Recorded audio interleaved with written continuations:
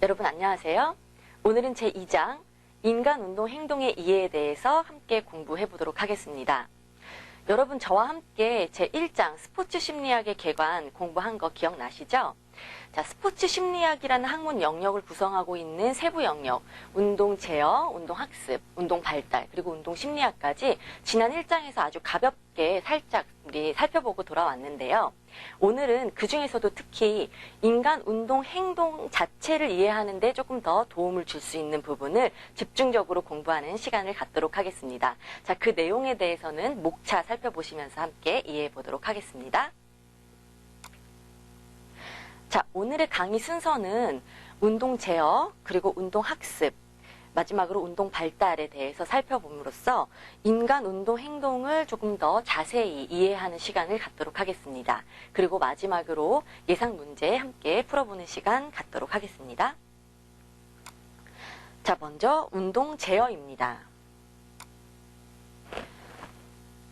자, 운동 제어라는 것이 무엇일까요?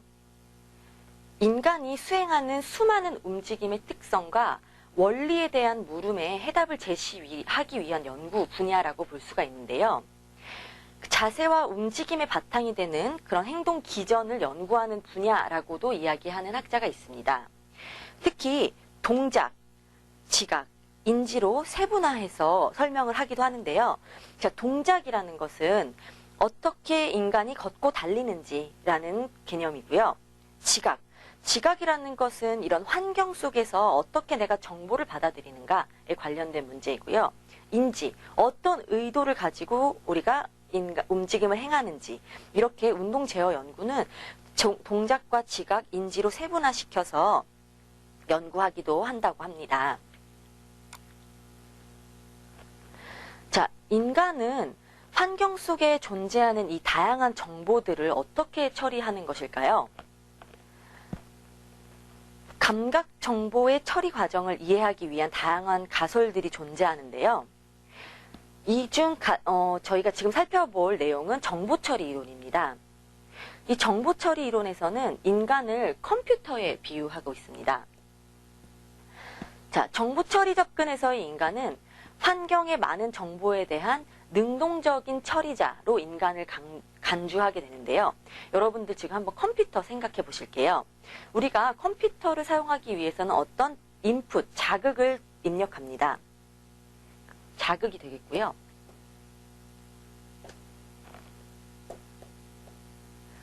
우리가 어떤 명령어를 입력을 하게 되겠죠. 그러면 어떤 정보 처리의 과정 단계를 거쳐서 반응을 일으키게 되죠. 이 반응은 한마디로 아웃풋이라고 한번 적어볼게요. 아웃풋. 네. 자, 우리가 컴퓨터에 어떤 자극을 입력하고 그런 정보 처리가 이루어짐에 따라 어떤 반응을 실행하는데 그 안에서 일어나는 부분들이 우리 인간의 마음속과 비슷한 어떤 형태로 이루어진다라고 해서 인간을 이런 컴퓨터에 비유하는 것이 바로 정보처리 이론인데요. 바로 요 지각과 반응 선택, 반응 실행이 어떤 정보 처리를 하는 과정이다라고 가설적으로 설정을 해 놓은 것입니다. 그래서 이 인풋이라는 것은 우리 인간에 해당하는 것은 인간으로서는 환경 정보, 어떤 환경 정보에 대한 자극이 들어가면 이것을 어떤 방식으로 처리를 해서 어떤 아웃풋, 바로 아마 운동 수행이겠죠. 운동 수행과 같은 어떤 자극과 반응의 사이에 정보를 처리하는 컴퓨터와 같다라고 생각하시는 게 바로 정보 처리 이론인데요. 이 처리 과정을 조금 더 자세히 살펴보도록 하겠습니다. 먼저 이 처리 과정에는 먼저 1단계로서 지각을 하는 단계가 나타나는데요. 이 지각 단계라는 것은 운동하는 데 필요한 정보를 감각기관으로부터 지각하는 단계입니다. 감각기관이라고 하는 것은 여러분들 잘 아시다시피 시각, 청각, 촉각, 미각 이런 감각기관들이 있는데요. 우리가 운동을 필요하는데 얻는 정보들은 거의 시각이 눈으로 보는 것이죠. 시각이 80% 이상을 차지한다고 합니다. 이렇게 시각으로부터 어떤 중요한 정보들을 지각하게 되면 이 자극을 확인한 후에 내가 어떤 반응을 할지 결정하는 단계가 나타나게 되는데요. 바로 반응 선택 단계입니다. 자극이 명확할수록, 그리고 자극과 반응의 유사성이 높을수록, 또는 반응 선택의 대안수가 적을수록 빠르게 반응하는 특징이 있습니다. 이렇게 어떤 반응을 선택해야 할지 결정이 되면 실제적인 반응 실행의 단계에 접어드는데요. 실제 움직임을 위해 운동에 필요한 요소들을 조작하는 단계입니다. 이 단계를 조금 더 설명드리면, 우리가 이제 머릿속에서 움직임을 계획하잖아요. 그런 움직임 계획을 특정 어떤 근육에 전달을 합니다. 그래서 어떤 적절한 힘과 타이밍을 조절해서 효과적으로 운동을 하게 하는 단계가 바로 운동 실행 단계라고 볼 수 있는데요. 이 지금 정보 처리 단계는 인간을 컴퓨터에 비유하며 자극과 반응 사이에 어떤 처리 과정을 가지는 것과 인간과 컴퓨터가 공통적으로 가지고 있다라고 이야기하는 것이 특징이다 라고만 알아두시면 될 것 같고요. 우리 이따가 운동 학습 부분에서 조금 더 자세히 살펴볼 것이거든요. 그래서 지금은 여기까지만 이해해 주시면 될 것 같습니다. 자, 그럼 다음으로 넘어가겠습니다. 자, 운동 수행에서의 기억의 역할에 대해서 한번 살펴보도록 할게요. 자, 우리가 어떤 것을 기억한다라고 했을 때, 기억은 우리가 지금 어느 정도 자극이 없을 때 떠오르는 기억은 사실 저기 우리 내면에 깊숙하게 있는 장기 기억이 끌어올라올 가능성이 높은데요. 이 기억은 장기 기억뿐만 아니고 감각 기억을 거쳐서 단기 기억에서 장기 기억으로 넘어가는 어떤 일련의 과정을 가지고 있습니다. 자, 먼저 감각지각 기억부터 살펴보도록 할게요. 자, 감각 시스템을 통해서 들어온 정보는 많은 양이 동시에 처리가 되는데, 대부분의 정보를 저장한 다음에는 어떤 새로운 정보들에 의해서 쉽게 소멸되는 단계입니다. 지금 감각지각 기억 단계인데요. 이렇게 감각기억은 운동에 필요한 정보를 선별하는 기능을 가지고 있습니다. 따라서 시간 감각에 따라 0.5초에서 3초 사이 아주 짧은 시간 동안 이 정보들을 선별하는 기능을 갖는 것이 바로 감각기억이라고 볼 수가 있습니다.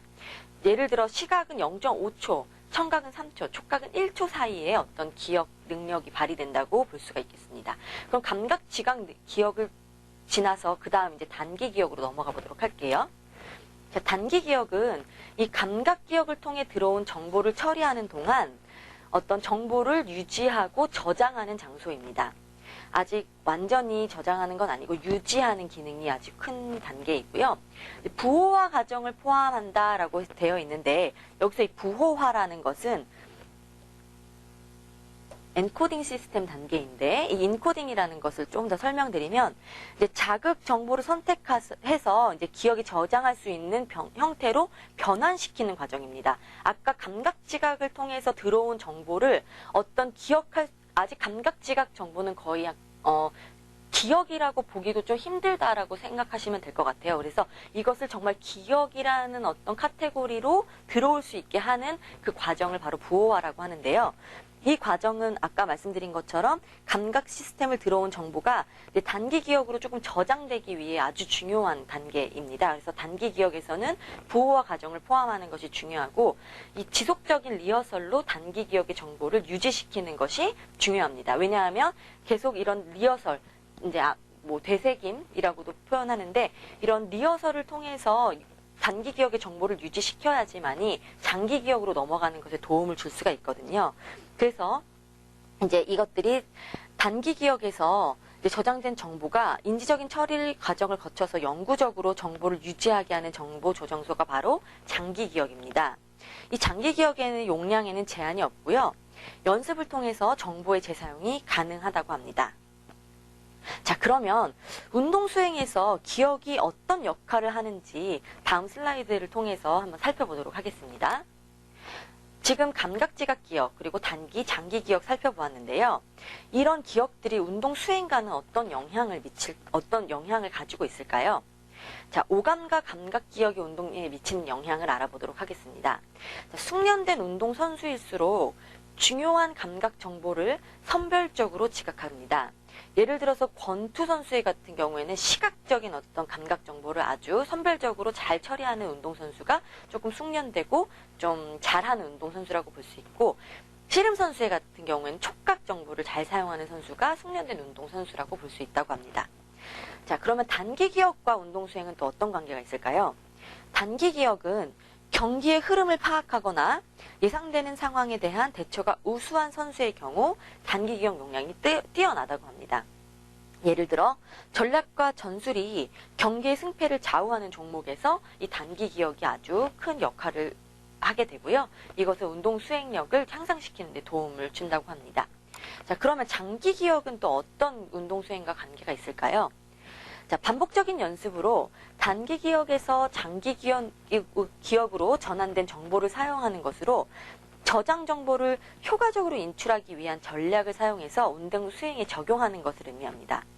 예를 들어서 미식축구나 럭비 등과 같이 다양한 전술이 요구되는 종목들이 장기 기억을 사용해서 운동 수행력을 높인다고 볼 수 있겠죠.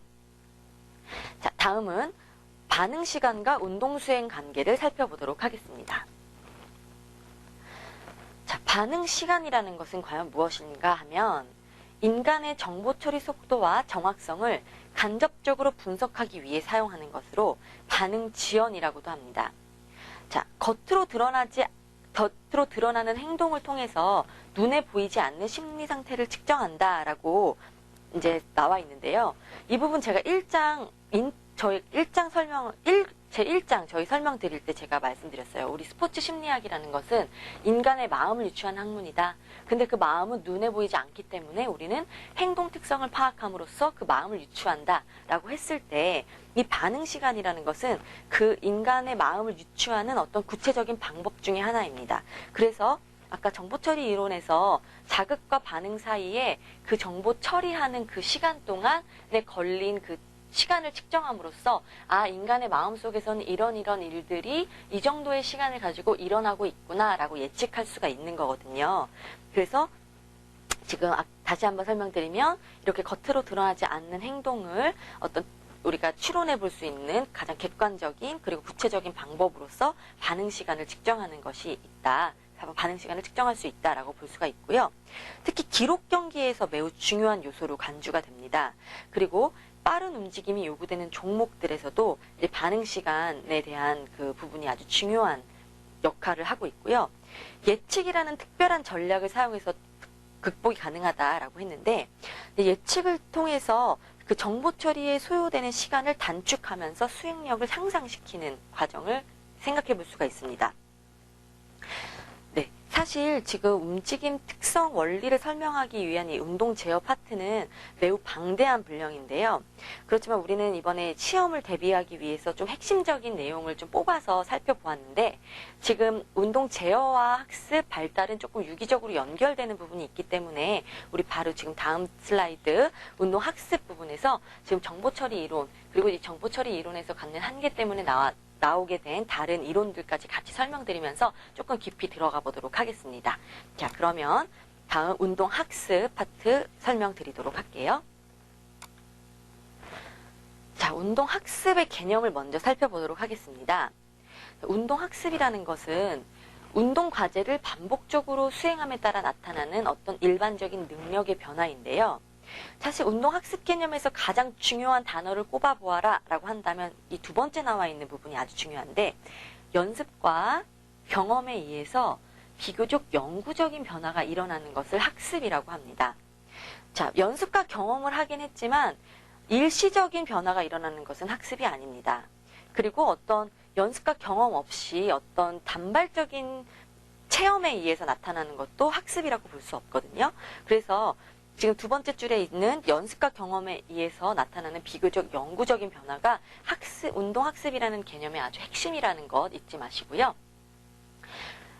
이제 이것과 관련돼서 더 구체적으로 설명을 드리면, 성숙이나 동기 또는 훈련 등으로 인해서 일시적인 수행의 변화는 포함하지 않는다. 아까 제가 설명드린 것과 일맥상통한 부분이죠. 따라서 어떤 반복적으로 수행을 통해서 나타나는 영구적인 변화가 바로 운동 학습이라고 볼 수가 있겠습니다. 자, 운동학습의 주요 이론 살펴보도록 하겠습니다. 사실 지금 우리 본 교재, 체육 지도자 필기시험 대비 요약 문제집 파트에서는 지금 이 주요 이론들을 운동학습 부분에 넣어놨는데요. 이제 다른 운동 제어 교재 같은 거 보시면 지금부터 설명드릴 부분이 사실 제어 파트에 좀 들어가 있는 부분도 많습니다. 그래서 여러분들이 이거 제어 아니야? 학습 아니야? 이렇게 나누지는 않으셔도 될 것 같고요. 어차피 인간의 움직임을 통합적으로 이해한다라는 관점에서 이해해 주시면 될 것 같고, 운동학습의 주요 이론, 어떻게 인간이 운동학습을 이뤄나가는데 어떤 원리를 가지고 있는지에 대해 관점을 가지시면서 설명 들어주시면 좋을 것 같습니다. 자, 처음으로 여러분들에게 설명드릴 부분은 정보 처리 이론입니다. 아까 이제 운동 제어 파트에서 조금 많이 설명을 드렸는데요. 다시 한번 리뷰하는 느낌으로 같이 읽어보도록 하겠습니다. 자, 정보 처리 이론이라는 것은요, 환경으로부터 제공되는 자극 정보를 능동적으로 받아들이고, 아까 능동적이라는 말씀 한번 드렸죠. 그 정보를 처리하는 과정을 밝히고자 하는 연구의 흐름을 이야기하는 것입니다.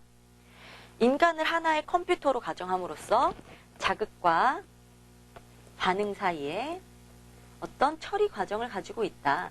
이게 컴퓨터에서도 이런 시스템을 가지고 있는 것처럼 인간도 이러한 시스템을 통해 환경이라는 자극과 어떤 운동, 수행이라는 반응 사이에 정보를 처리하는 과정을 가지고 있을 것이다 라고 가정하는 것이 바로 정보처리 이론의 핵심이라고 볼 수 있습니다. 유입된 정보가 처리되는 과정을 수리적으로 표현을 했고요. 이것은 1970년대부터 발전한 이론입니다. 정보 처리 이론을 이제 조금 더 자세히 살펴보도록 하겠습니다. 자, 정보 처리 이론을 구성하고 있는 지금 3가지 이론을 설명을 드릴 건데요. 먼저 폐쇄 이론에 대해서 설명드리도록 하겠습니다. 이 폐쇄 이론은 1971년에 아담스라고 하는 학자에 의해서 제안된 이론이고요.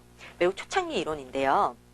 이 이론은 인간의 모든 운동이 기억체계에 저장되어 있는 어떤 정확한 동작과 관련된 정보와 실제로 이루어진 동작 간의 오류를 수정하는 노력에 의해서 이루어진다는 이론입니다. 자, 이 그림 한번 보실게요. 우리가 정보를 받아들이면 어떤 자극, 그리고 자극 반응, 그리고 자극 반응 생성, 이런 어떤 정보 처리 과정을 통해서 명령을 생성하고 이제 근육에 자극을 주면서 동작이 나타나는 그 사이에 센서, 바로 피드백이라고 볼 수 있는데요.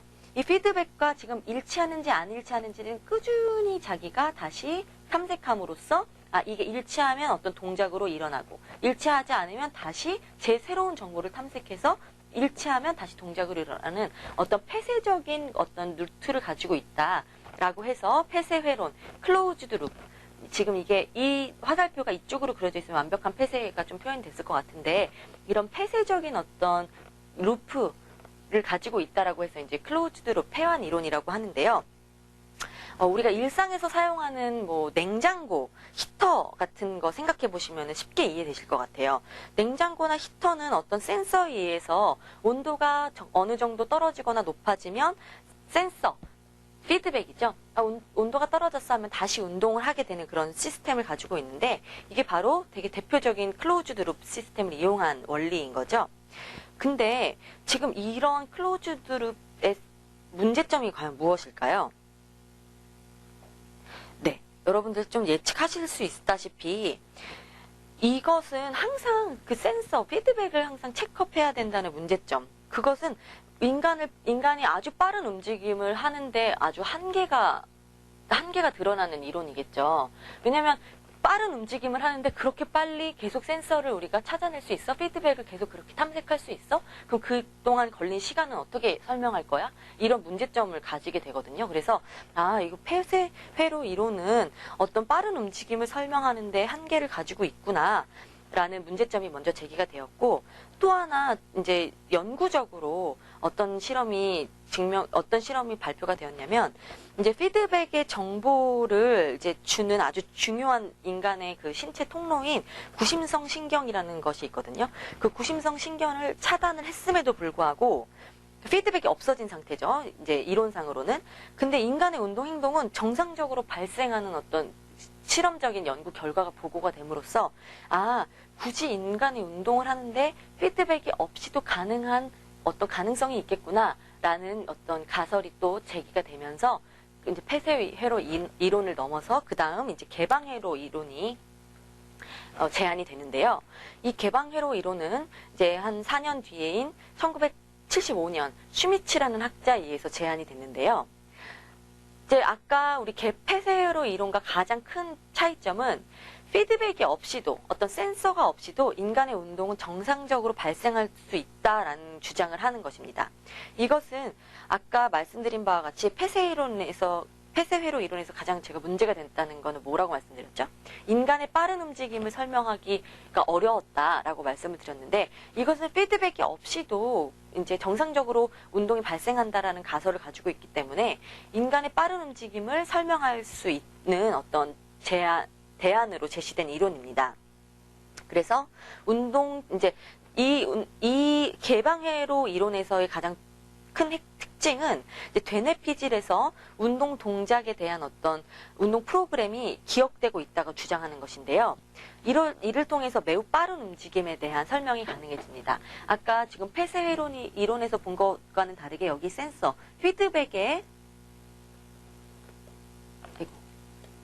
피드백의 처리 과정이 사라졌죠. 그래서 어떤 정보를 받아들이면 명령을 생성해서 근육과 동작까지 한 큐에 쭉 빠르게 진행될 수 있는데 이 정보들, 우리가 인간의 뇌용량에는 한계가 있는데 모든 정보, 모든 움직임에 대한 정보를 다 우리가 기억할 수 있을까요? 이런 의문이 생기게 됩니다. 기억 용량, 과연 우리가 다 기억할 수 있을까라는 의문을 이제 학자들이 갖게 됐죠. 그리고 또 하나, 전혀 경험해보지 않은 프로그램에 대해서는 그리고 또 어떻게 우리가 동작을 수행해낼 수 있는 것일까? 우리가 전혀 기억이 존재하지 않는 동작도 있을 것인데 그것은 어떻게 소화해낼 수 있는 것일까? 라는 물음에 대해서는 이 개방회로 이론도 설명을 하지 못합니다. 그래서 이런 한계가 지적이 되면서 다음으로 도식이론이라는 게 발표가 되는데요. 자, 도식이론 같은 경우에는 아까 폐쇄회로 이론과 개방회로 이론의 장점만을 통합해서 어떤 일반화된 운동 프로그램을 이제 사용한다는 근거를 가지고 이제 제시된 이론인데요. 빠른 움직임은 개방회로 이론으로, 그리고 느린 움직임은 폐쇄회로 이론처럼 우리가 어떤 시스템을 바꿔가면서 인간의 운동 수행을 발현하게 된다라는 것이 이 도식이론의 어떤 기본적인 이제 생각인데요. 이제 여기서는 이제 회상도식과 제인도식이라는 어떤 개념을 사용해서 우리 인간의 움직임이 폐쇄회로 이론 또는 개방회로 이론으로 융통성 있게 전환된다라는 이야기를 하고 있습니다. 예를 들어 회상도식이라는 것 같은 경우에는 어떤 피드백 정보가 작용할 수 없는 빠른 움직임을 조절하는 데 절대적인 역할을 하는 것이 바로 회상도식이고요. 제인도식 같은 경우에는 피드백 정보와 오류를 평가하는 어떤 움직임에 관여하게 됩니다. 그래서 이런 두 가지의 어떤 기억 상태를 가정함으로써 이제 우리 인간의 운동을 설명하려고 했으나 이 도식 이론 자체도 어떤 빠른 움직임과 느린 움직임 생성과 그 변화에 대해서 논리적으로 설명하려고는 했지만 역시 인간의 복잡한 운동 행동을 설명하기에는 참 역부족이다라는 것이 이제 밝혀졌는데 이 도식 이론 자체에도 결국은 우리가 기억하는 그 용량에 대한 그 어떤 용량이 얼마나 많이 있을까, 그 용량에 대한 제한 때문에도 문제가 계속 지적이 되고요. 또 우리 개방 이론에서 마찬가지로 경험이 없는 동작에 대해서는 도식이 어떻게 형성될까라는 질문들을 하기 시작합니다. 그래서 이 도식 이론 또한 어떤 문제점을 가정하고 있다라는 이제 학자들의 생각이 모이면서 그 다음으로 발표된 것이 바로 다이나믹 시스템 이론입니다. 자, 다이나믹 시스템 이론. 지금 이제 운동학습이나 제어 쪽 전공하시지 않은 지금 많은 청취자 그리고 시청자 여러분들께서는 조금 어려운 개념이실 수도 있겠지만 가장 구체적이고 핵심적인 내용을 설명을 드려볼게요. 그래서 여러분들이 이해하시는 데 도움이 될 수 있도록 노력을 해보도록 하겠습니다. 자, 지금 아까 정보 처리 이론에 속하는 폐쇄회로 그리고 개방회로 그 다음에 도식 이론과 같은 어떤 그 회로 시스템에서의 문제들은 기억의 문제, 그리고 저장 공간의 문제, 뭐 기억의 저장의 문제라고 말씀을 드렸고, 그 다음에 뭐 어떻게 그 저장을 끌어내는지, 뭐 이런 여러 가지 문제점을 가지고 있다라고 말씀을 드렸는데, 이후에 이제 다이나믹 시스템 이론, 그리고 다음에 설명드릴 생태학 이론에서는요, 그 인간의 행동을 모두 기억하거나 아니면은 뭐 피드백을 이용한다는 개념이 아니고, 어떤 요인들이 상호작용을 이루어내면서 그때마다 이제 발생하는 것이다 라는 개념을 갖게 되는데, 자, 이 지금 다이나믹 시스템 이론과 생태학적 이론에서는 어떤 과제와 유기체, 우리 인간이라고 생각하시면 될 것 같고요. 그리고 환경, 주어진 환경, 이 세 개의 어떤 그 요소들이 서로 상호작용을 하면서 인간의 운동이 생성된다라고 이야기하고 있습니다. 따라서 인간 운동의 생성과 변화는 운동 프로그램과 같은 기억표상의 구조를 필요로 하지 않는다는 가정을 세우게 됩니다. 자, 아까 우리 정보처리 이론에서는 기억이 상당히 중요한 운동 수행의 구조, 이제 운동 수행이 일어나는 어떤 그 기본적인 원리라고 이야기했다면, 여기는 기억의 표상을 필요로 하지 않는다고 하는 것이 가장 특징적인 핵심인데요. 이 지금 과제와 유기체, 환경 간의 긴밀한 상호작용 속에서 발생하는 것으로 이제 보았고요. 이제 운동학습을 이러한 상호작용을 최적화하기 위해서 어떤 환경으로부터 적절한 정보를 찾아내고 주어진 문제를 해결하는 능력을 향상시키는 과정으로 보았습니다. 그래서 조금 더 각각에 대한 얘기를 살펴보도록 하면, 이 다이나믹 시스템 이론은 인간의 움직임은 아주 수많은 어떤 그 자유도를 가지고 있다라고 볼 수가 있는데, 신체적 특성과 환경의 중요성을 강조하게 됩니다. 그래서 환경으로부터 제공되는 수많은 정보가 운동을 일으키고 변화하는 데 결정적인 역할을 할 것이다라는 게 이 다이나믹 시스템 이론의 가장 큰 핵심인데요. 지금 이 다이나믹 시스템 이론에서 가장 중요한 세 가지 원리는 자기조직과 비선형성의 원리, 그러니까 자기조직 원리, 그리고 비선형성의 원리, 그리고 안정성과 상변이 원리에 기초합니다. 그리고 환경의 중요성을 강조한다는 것도 매우 중요한 부분인데요. 자, 자기조직의 원리라는 것을 한번 살펴보도록 할게요. 이 자기조직의 원리는 이 지금 말씀드린 세 가지 제한 요소, 이걸 제한 요소라고 하는데, 이 제한 요소의 상호작용 결과가 어떤 특정한 조건에 부합될 때 저절로 운동이 일어난다라고 하는 것이 바로 자기조직의 원리입니다. 근데 이제 이런 저절로 일어나는 과정은 선형적으로 이 동작이 일어나면 그 다음에 어떤 동작, 이런 식으로 선형적인 관계가 아니고 비선형적인 어떤 경향성을 보인다라고 하는 것이 바로 비선형성의 원리이고요. 자, 인간의 운동 행동은 어떤 제한 요소의 이런 지금 이 세 가지를 제한 요소라고 하는데, 이 세 가지 제한 요소의 상호작용에 의해서 영향을 받기 때문에 이러한 제한 요소에 따라서 어떤 새로운 조건에 적합한 운동 형태로 갑작스럽게 변이되는 것이 바로 상변이 현상이라고 이야기를 합니다. 자, 이 상변이 현상은 사실 그 안정성과 되게 밀접한 관련이 있는 개념인데요. 왜 상변이와 안정성이 관련이 있냐라고 이야기하면, 이 제한 요소의 변화가 운동 유형의 안정성에 영향을 주는데, 만약에 현재의 그 행동 유형이 제한 요소 상황에 적응을 못하면 그 행동이 매우 불안정해지고, 이제 나아가서는 행동 유형의 변화, 즉 상변이가 일어난다라고 하는 개념입니다. 여러분들 좀 어려우실 수도 있겠지만, 지금 이제 선형적으로 일어나지 않고 어떤 변화가 급작스럽게 일어난다. 급작스럽게 일어난다는 것은 결국 안정성이 깨진다라고 다 연결되는 개념이라고 생각하시면 될 것 같아요. 그래서 지금 이 다이나믹 시스템 이론에서는 어떤 지금 이 세 가지 과제, 유기체, 환경의 이런 제한 요소들이 상호작용 속에서 인간의 움직임을 적절히 생성한다라고 보는 것, 그리고 기억과 같은 표상 구조를 상정하지 않는다라고 하는 것이 다이내믹 시스템 이론의 이제 기본 가정이고 핵심인데 조금 어려우셨을 수도 있을 것 같아요. 우리 이거 나머지는 문제풀이 하면서 조금 더 다시 살펴보도록 할게요. 자, 그 다음으로는 이제 생태학적 이론인데요. 이 다이나믹 시스템 이론의 발전과 함께 인간의 운동, 행동에 새롭게 접근하는 관점이 바로 생태학적 접근입니다.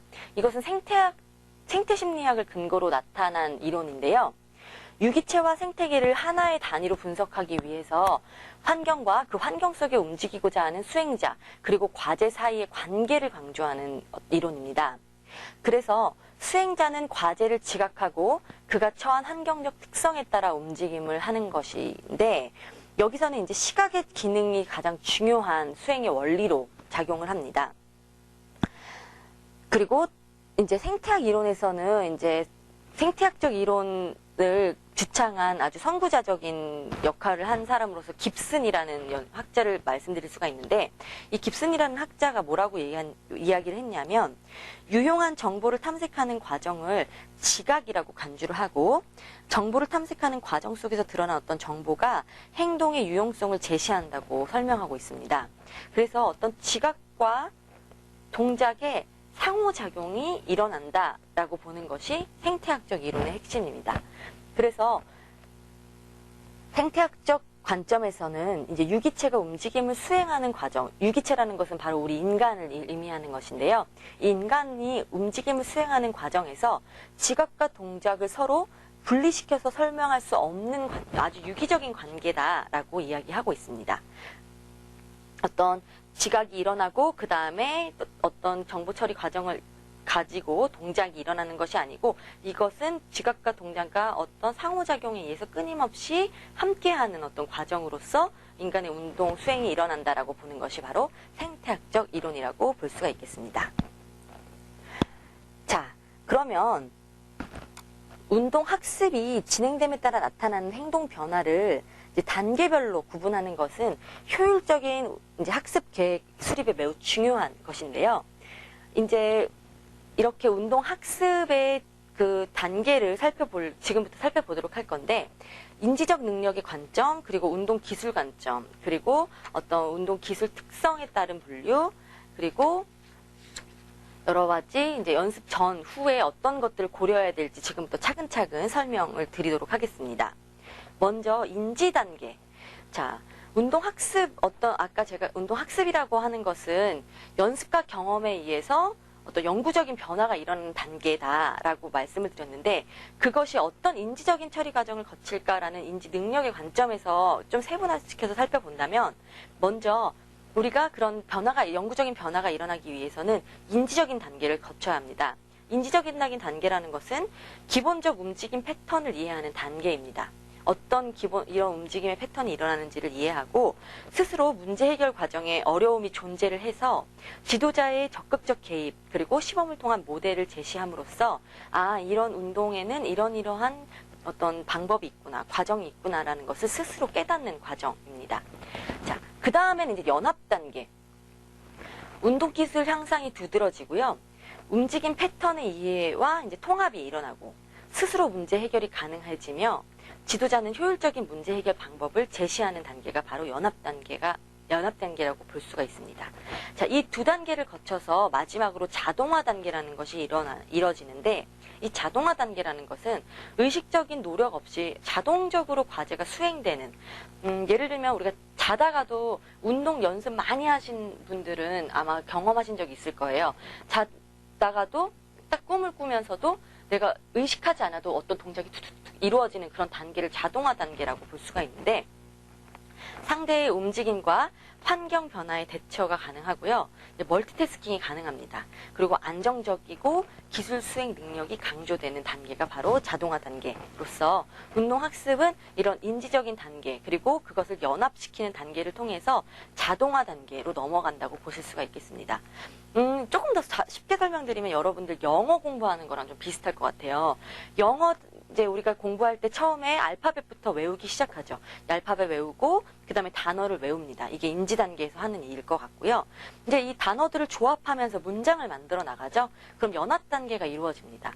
그럼 마지막에 이제 연합 단계가 막 잘 이루어지면 우리가 어느 순간 의식 없이 말을 하게 되는 순간이 오죠. 그게 바로 자동화 단계라고 볼 수가 있겠습니다. 그래서 인간의 학습, 이거는 운동 학습을 지금 설명드리는 거지만 사실 언어도 이제 언어를 잘 해가는 과정, 비교적 영구적으로 이 언어가 내가 영어를 영구적으로 잘하는 과정도 뭐 언어 학습의 단계라고도 볼 수가 있는데 이렇게 치환해서 생각을 해보면 조금 더 쉽게 이해하실 수 있을 것 같아요. 그래서 이제 인지적인 능력 관점에서 우리가 살펴본다면 이러한 세 가지 단계를 거칠 수가 있다라고 보실 수가 있겠습니다. 자, 지금까지 인지적인 관점에서 운동학습을 구분하는 것을 살펴봤는데요. 자, 이제 살펴볼 내용은 운동 기술의 관점의 구분을 살펴보도록 하겠습니다. 이게 뭐 영어 학습, 뭐 어떤 뭐 다른 학습이 아니고 바로 운동 학습에 관한 부분이기 때문에 운동 기술의 관점에서 어떻게 우리가 학습을 구분하고 있는지 살펴보는 것은 아주 중요한 부분이라고 생각이 되는데요. 자, 여기서 지금 자유도라는 게 무엇인지 여러분들 알고 가셔야 될 것 같아요.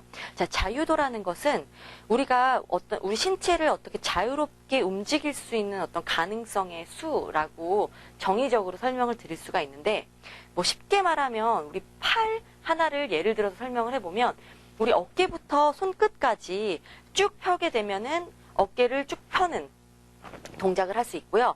팔꿈치를 중심으로 구부릴 수 있고, 그리고 또 팔꿈치를 중심으로 뭐 위로 올릴 수 있고, 바깥으로 돌릴 수도 있고, 안쪽으로 돌릴 수도 있고, 팔꿈치를 굽힐 수도 있고, 손목을 중심으로는 손목을 굽힐 수도 있고, 그 다음에 손바닥을 또 굽힐 수도 있고, 엄지손가락을 안으로 덮일 수도 있고, 이렇게 지금 각 관절마다 너무나 어떻게 조합하는지에 따라서 많은 동작들이 발생을 하게 되거든요. 이렇게 우리가 자유롭게 움직일 수 있는 어떤 그 동작 연합의 숫자를 바로 자유도의 수라고 하는데, 여러분들 지금 제가 방금 설명드린 것만 조합해봐도 여러분들 몇 개 정도의 제가 동작이 나오는지 한번 세보셨어요? 셀 수가 없을 정도로 너무너무 많은 동작이 나타나게 됩니다. 바로 자유도는 이제 번스타인이라는 학자가 제안한 어떤 개념인데요. 이 자유도는 이제 계속 말씀드리지만 어떤 우리가 움직임으로 표현할 수 있는 뭐 가능성의 수라고 말씀을 드릴 수가 있고, 또 따라서 이제 이런 자유도는 어떤 분석의 수준에 따라서 그 숫자가 달라지기도 하고, 이제 일반적으로는 관절 수준에서 자유도 수를 계산을 하게 됩니다. 그래서 여러분 이제 어깨 관절 아까 말씀을 드렸는데, 이제 3차원 평면에서 움직임이 이제 가능한 이 어깨 관절은 총 7개, 관절 단위일 때 총 7개의 자유도를 가지게 됩니다. 그래서 이제 이제 학습의 단계에 따라서 그 자유도의 수가 변할 수가 있는데, 처음에 자유도 고정 단계를 살펴보면 학습자는 동작이 경직되는 현상이 일어나고 불필요한 근육을 사용하게 돼서 자세에 대한 과도한 주의, 그러니까 자유도가 너무 뻣뻣하게 고정되어 있기 때문에 자유도의 숫자가 매우 적은 거죠. 근데 이제 이 자유도가 서서히 풀림으로써 다음으로 자유도 풀림 단계가 넘어오는데, 동작이 커지고 부드러운 움직이 가능합니다. 그리고 관절 간의 상호작용이 증가돼서 더욱 강인한 힘을 가지고 어떤 운동이 이루어지는 단계를 말하고요.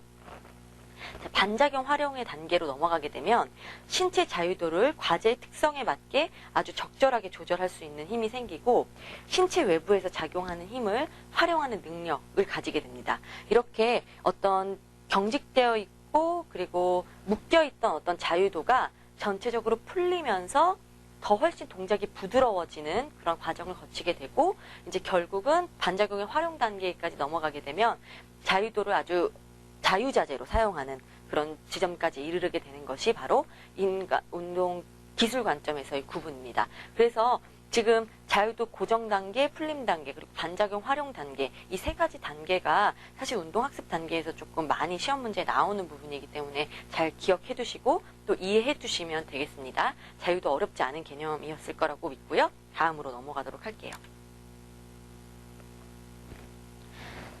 자, 다음으로는 운동 기술 특성에 따른 분류입니다.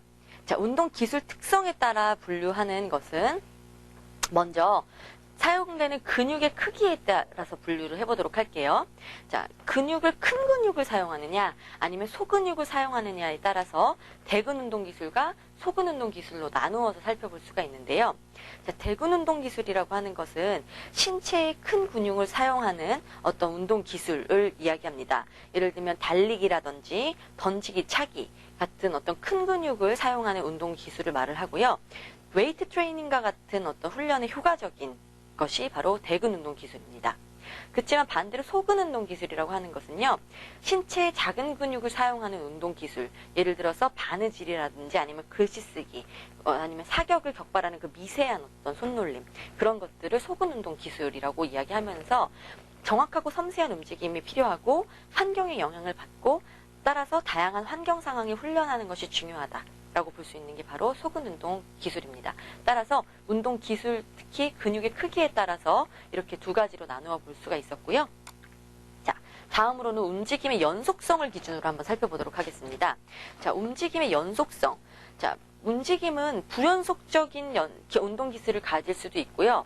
계열적인 운동 기술을 가질 수도 있고, 그리고 또 연속적인 운동 기술을 가질 수가 있습니다. 자, 불연속적이라는 것은 동작의 시작과 끝이 분명한 운동 기술, 동작이 빠르고 짧은 시간 안에 끝나는 운동 기술을 얘기하는데요. 예를 들면은 뭐 야구의 스윙, 뭐 배드민턴 스매싱 같이 한 번에 딱 하고 이루어지는 그 동작, 계속 지금 야구의 스윙은 처음에 배트를 들고 공을 타격하는 그 순간까지 한 번 연속적이지 않은 운동이잖아요. 그래서 동작의 시작과 끝이 명확한 운동의 예로 불연속적이다라고 볼 수가 있고요.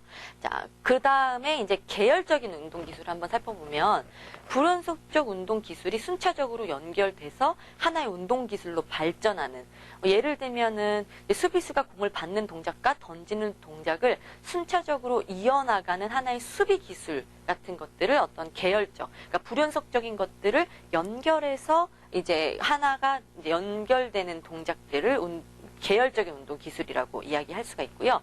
근데 연속 기술 같은 경우에는 예를 들면 수영이나 아니면 걷기, 달리기. 우리가 한 걸음 걷고 그 다음 걸음을 뭐 안 걸을 수 없죠. 그럼 걷기가 아니죠. 이렇게 특정한 움직임이 계속 반복되는 기술을 바로 연속 기술이라고 합니다. 그래서 움직임의 연속이 계속 이루어지느냐, 아니면 연속이 이루어지지 않고 단발성으로 끝나느냐, 아니면 그 단발성인 것들이 뭉쳐서 조금의 연속성을 가지고 있느냐에 따라서 움직임의 연속성을 기준으로 불연속적, 계열적, 연속적 운동 기술로 나누어서 살펴볼 수가 있겠습니다.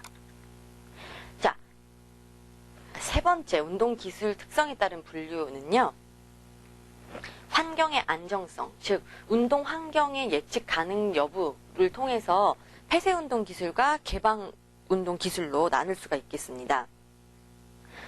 폐쇄 운동 기술의 예는 뭐 체조, 사격, 양궁 등이 있겠고요. 개방 운동 기술에는 농구나 축구, 레슬링, 대부분의 운동 종목을 개방 운동 기술이라고 하는데, 자, 폐쇄 운동 기술은 양궁과 사격, 체조와 같이 환경이 변하지 않는 안정된 상태에서 수행하는 기술을 말합니다. 양궁과 사격은 움직이지 않는 목표물을 정확하게 맞추는 운동 기술이고요. 체조는 고정되어 있는 기구를 사용해서 자신이 가지고 있는 기술을 보여주는 운동이죠. 따라서 폐쇄 운동 기술은 그 환경, 운동을 하는 환경 자체가 안정되어 있기 때문에 수행자가 자신의 리듬과 의지에 따라서 시작할 수 있는 특징이 있습니다. 여기서 말하는 환경적 조건이라는 것은 그 운동 수행의 환경, 그 내적인 환경을 이야기하는 것인데요. 반면에 계속적으로 변화하는 환경 속에서 수행하는 이제 운동 기술을 개방 운동 기술이라고 하는데요. 이 개방 운동 기술을 좀 성공적으로 할 수 있도록 하기 위해서는 환경의 변화에 잘 적응할 수가 있어야 됩니다. 예를 들어서 아까 제가 농구 수비 말씀을 잠깐 드렸는데, 농구의 수비 기술은 사실 본인의 리듬이라기보다는 공격자의 어떤 움직임에 따라서 달라지게 됩니다. 따라서 지금 폐쇄 운동 기술과 같이 자신의 리듬에 맞추기보다는 움직이는 대상, 상대의 방향과 속도에 따라서 자신의 동작을 조절해야 하는 시스템이고요. 따라서 상대방의 움직임 특성에 맞춰서 계속 이동해야 하는, 그래서 대부분의 운동 기술은 좀 개방 운동 기술이 훨씬 더 많은 운동 종목을 가지고 있다고 생각하시면 되겠습니다. 그래서 이제 환경이 얼마나 운동을 본인이 수행하는 환경이 얼마나 안정적이냐, 안정적이지 않느냐에 따라서 폐쇄 운동 기술과 개방 운동 기술로 한번 운동을 분류를 해봤고요. 자, 다음으로는 이제 운동학습의 실제에 대해서 설명을 드리도록 할게요. 지금 운동학습을 지금까지는 어떻게 분류하고, 그리고 운동학습은 어떤 단계를 가지고 있는지 살펴보았는데요. 자, 이제 이러한 운동 기술을 분류하고 나서 실제적으로 운동학습을 일으키는 어떤 학습자와 그리고 지도자의 상호작용이나 그런 학습자를 어떻게 교육시키고 훈련시킬 것인가에 대한 고민을 같이 해보도록 하겠습니다. 지도자가 가장 어렵게 느끼는 것 중에 하나가 이제 운동 기술을 어떻게 가르치느냐 이런 고민들이 있을 수가 있는데, 연습 전에 먼저 고려해야 될 사항들을 한번 살펴보도록 할게요. 먼저 학습자의 유형을 살펴보아야 합니다. 학습자의 어떤 개별 특성, 그 학습 특성이나 뭐 이런 부분들을 잘 살펴보아야 하고요. 이 지도자는 학습 유형을 고려한 효과적인 피드백을 제시하는 것이 중요합니다. 이 학습자가 어떤 시각적인 피드백 혹은 청각적인 피드백을 중요하는지 그런 특성을 잘 파악해서 제시를 해준다면 훨씬 효과적인 운동학습이 일어날 수 있다고 보겠죠. 동기부여 방법. 자, 효과적인 학습을 위해서 아주 필수적인 부분입니다. 그래서 지도자는 연습 전에 성취 가능한 목표를 설정해놓고 수행에 집중할 수 있도록 조력하는 것입니다. 그래서 이런 연습 전에는 학습자의 유형을 살펴보고 어떻게 이 학습자를 동기를 부여해서 효과적으로 학습이 일어날 수 있도록 할 것인가 라고 생각하는 것이 중요합니다. 자, 그러면 이제 학습자의 유형을 파악했다고 하면 연습을 설계를 해야 되는데요. 연습 설계할 때 고려해야 되는 상황들을 한번 살펴보도록 할게요. 자, 연습은 지금 여러 가지 문제를 연습 설계를 할 때는 여러 가지 어떤 상황 조건이 변화하는 상황 조건을 가지고 있는데요. 그게 바로 연습의 가변성이라고 볼 수 있습니다. 그 연습의 가변성의 내용으로는 연습의 시간 또는 연습의 유형, 연습하는 순서, 연습 할당 시간, 연습 빈도와 같이 다양한 변화할 수 있는 그런 요인들이 존재를 하게 되는데요. 이것들을 다 어떻게 고려해야 되는지 한번 같이 천천히 살펴보도록 하겠습니다.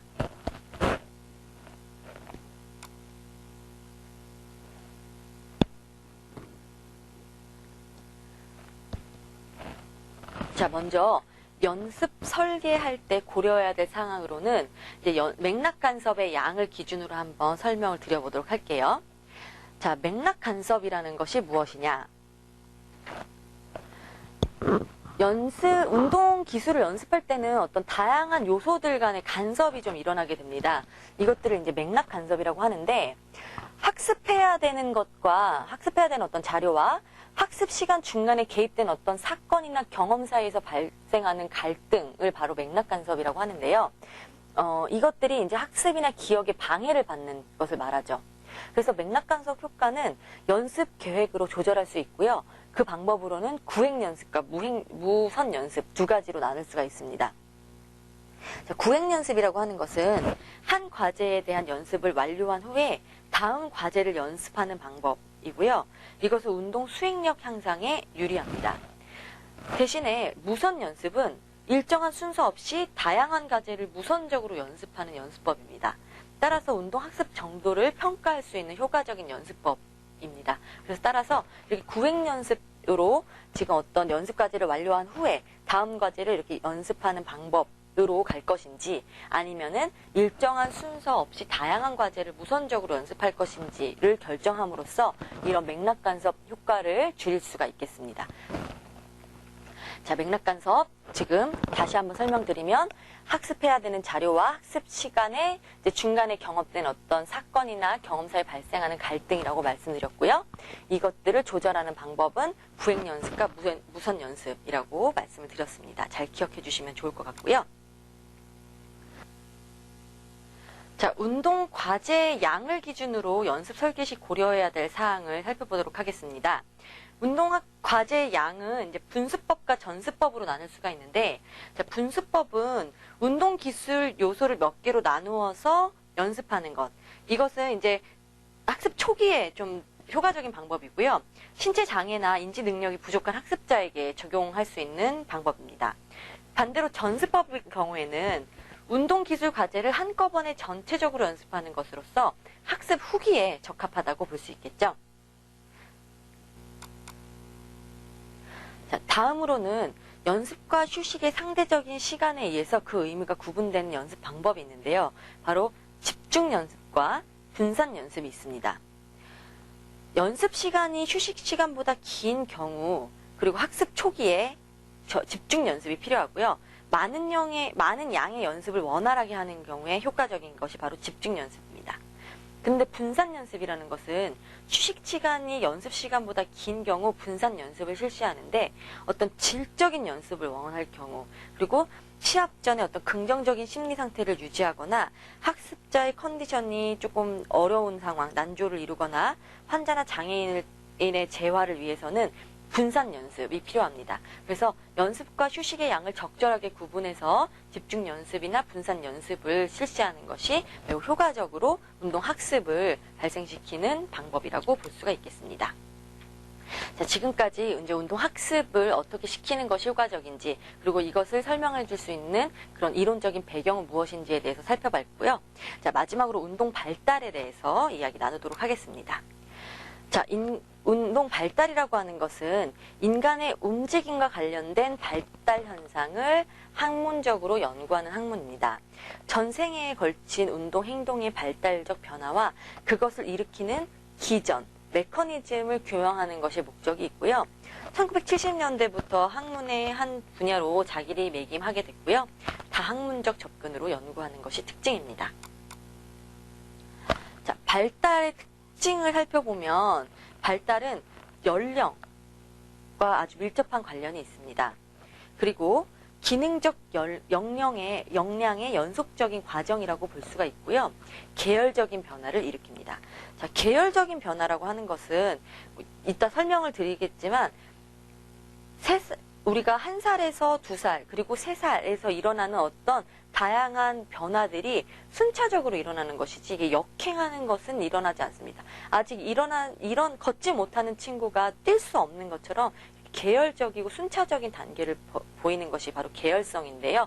이것은 다시 말하면 또 연령과도 밀접한 관계가 있고 기능적인 역량이 쌓임으로써 이동하는 또 순차적인 관계를 가지고 있다라고 하는 측면에서는 이 발달이 이 세 가지 관계가 아주 유기적으로 같이 연결되어 있다라고 보실 수가 있겠습니다.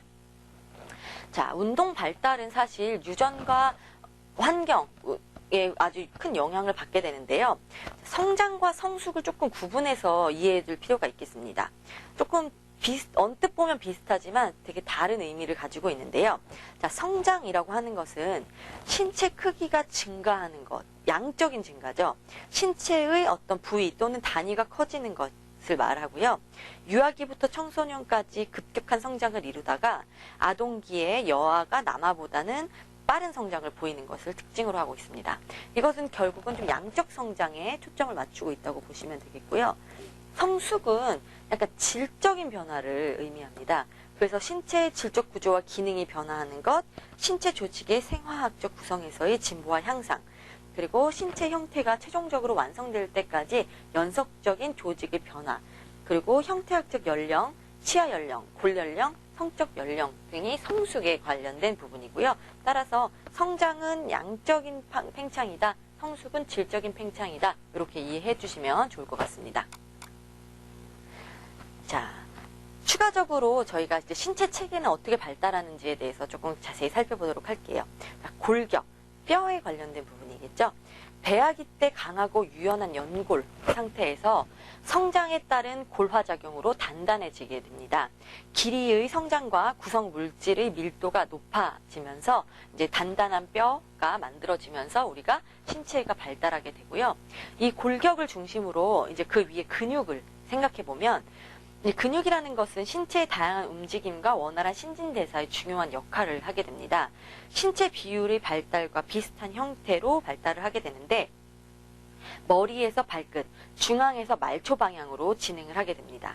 그리고 청소년기의 다양한 요인에 의해서 현격한 차이, 이 다양한 요인이라는 것은 뭐 환경적인 거, 특히 환경적인 거에서는 뭐 가정환경, 그리고 운동할 수 있는 교육환경, 뭐 여러 가지가 있겠죠. 여러 가지 집안, 교육, 어떤 여러 생태적인 환경에 따라서 다 현격한 차이가 나타나게 되고요. 노화 과정뿐만 아니라 신체 활동 감소가 근육의 감소에 큰 영향을 미치게 되는데, 특히 요즘 현대인들에게 많은 문제가 되고 있는 것이 너무 현대화되다 보니까 사무실에서 이제 앉아서 하는 좌식 생활이 너무 익숙해지다 보니까 근육량이 확실히 감소하게 되고, 그런 것들이 여러 가지 신체적인 문제를 발생시키는 원인이 되는 것들이 바로 이 부분에 해당되겠습니다. 자, 그리고 이제 마지막으로 살펴볼 것이 바로 신경인데요. 이제 많은 신경세포가 복잡하게 결합돼서 이제 형성된 것이 바로 이제 신경이라고 볼 수가 있는데, 외부 신경 자극은 하나의 신경세포로부터 인접한 신경세포로 전달돼서 운동 기관까지 도달을 하게 됩니다. 자, 신경 조직은 어떻게 발달을 하게 되느냐. 일상을 원활하게 영위하기 위해서 대뇌가 본격적으로 준비하는 것인데요.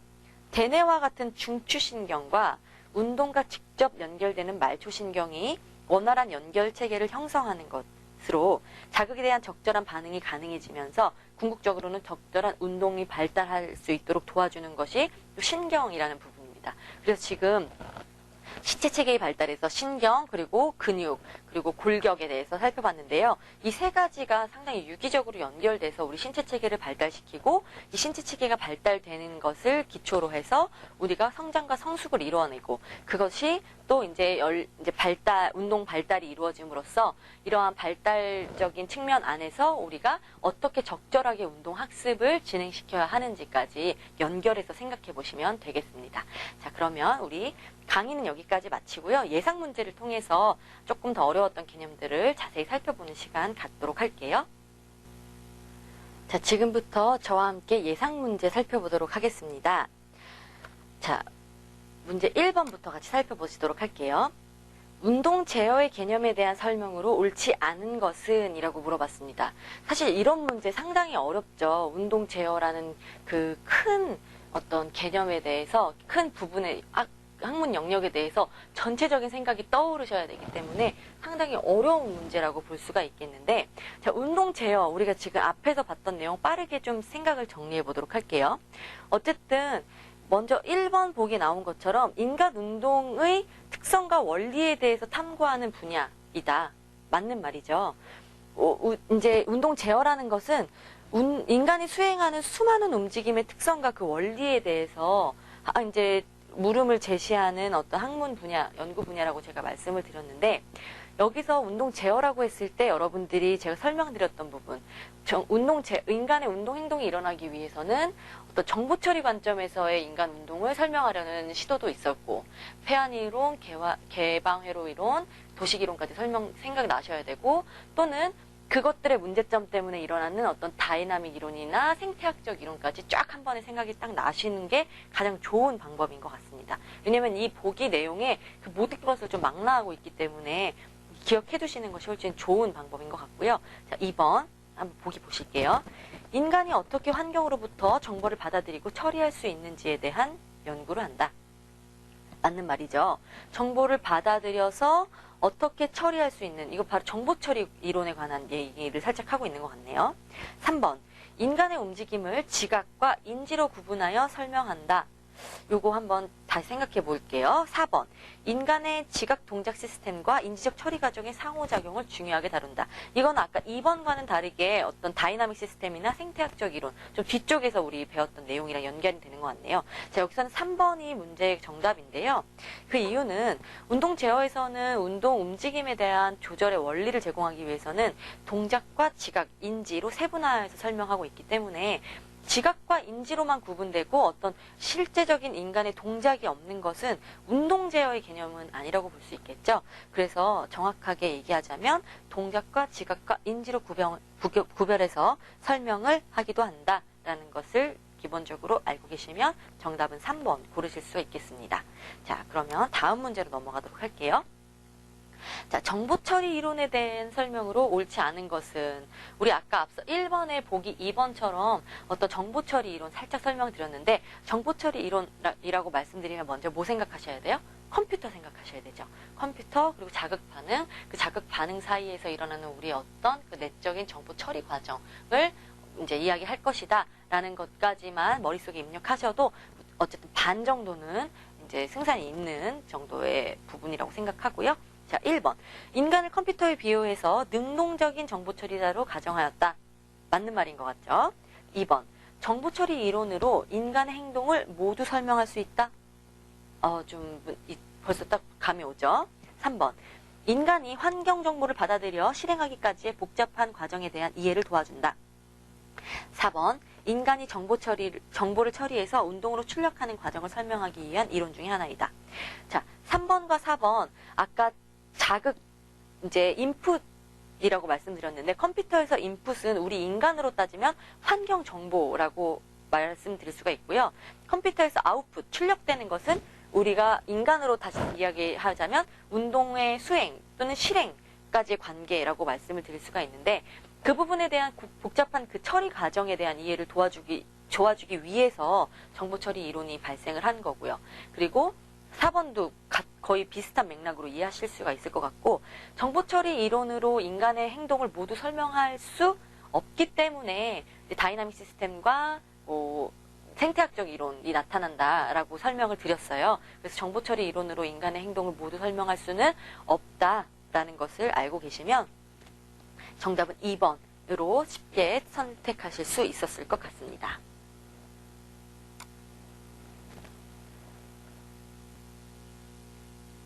자, 3번입니다. 인간의 정보 처리 과정에 대한 설명으로 옳은 것은? 이라고 물어봤네요. 자, 1번. 촉각을 통해 들어오는 정보는 가장 높은 비중을 차지한다. 아까 제가 초반에 설명드렸는데 여러분들이 이거 상식적으로도 생각해 보시면 촉각 그렇게 많은 정보를 가지고 있는 것 같지 않죠? 시각입니다. 시각을 통해서 이제 정보를 차지하는 비율이 가장 높고요. 거의 80%에 육박한다고 합니다. 그래서 여러분들도 거의 시각이 주는 어떤 정보들에 의해서 여러분들이 거의 많은 행동을 결정하시고 판단하신다라고 생각하실 수 있죠. 충분히 상식적인 얘기고. 자, 2번 보겠습니다. 자극과 반응의 유사성이 낮고 반응 선택의 수가 적을수록 빠르게 반응할 수 있다. 자, 뒤에 문장은 맞는 것 같아요. 반응의 선택 수가 적으면 선택할 것이 별로 없으니까 빠르게 반응할 수 있지만, 자극과 반응의 유사성이 낮으면 그거를 이게 뭐지? 라고 의문을 갖게 되는 순간 벌써 생각을 하는 시간이 걸리죠. 그러면 반응을 빠르게 할 수 있을까요? 빠르게 할 수가 없습니다. 그 의미를 찾아 나가야 되는 또 반응 시간이 걸리기 때문에 자극과 반응의 유사성이 높아야지만 빠르게 반응할 수 있겠고요. 자, 3번. 자극에 대한 확인 이후에 어떤 반응을 결정하는 단계를 거친다. 자, 이 부분 다시 한번 살펴보면, 자, 우리 이제 정보 처리 과정의 입장에서 인간이 어떤 자극을 인간의 운동 수행 또는 어떤 반응을 일으키는 그 부분을 살펴보면 그 중간에 처리 과정이 어떻게 된다고 말씀드렸냐면, 지각 단계를 거쳐서 반응을 선택하고 반응을 실행하는 그런 단계를 거친다고 말씀을 드렸어요. 그래서 이제 지금 여기서 말하는 거는 바로 반응 선택과 반응 실행 단계를 이야기하는데, 반응 선택에서 어떤 자극을 확인한 후에 어떻게 반응할지를 결정하고, 그 다음 실제로 움직임을 통해서 필요한 요소를 조작하는 반응 실행 단계를 거치게 되는 것이 정보 처리 과정에 대한 옳은 설명이겠죠. 자, 그리고 이제 4번 보시면 비슷한 자극에 대해서 경험과 관계없이 동일하게 처리한다? 아니죠. 경험이 매우 중요하죠. 그래서 비슷한 자극이 오더라도 어떤 경험과 관계를 맺으면서 다르게 처리하는 어떤 그 정보 처리의 과정을 거치게 됩니다. 따라서 이제 정답은 3번이라고 볼 수가 있겠습니다.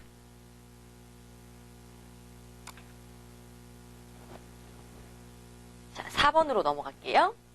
자, 인간 정보 처리 과정 단계의 순서로 옳은 것은? 제가 방금 전에 3번 얘기할 때 다 말씀을 거의 드린 것 같네요. 요거는 좀 암기하셔야 되는 부분이죠.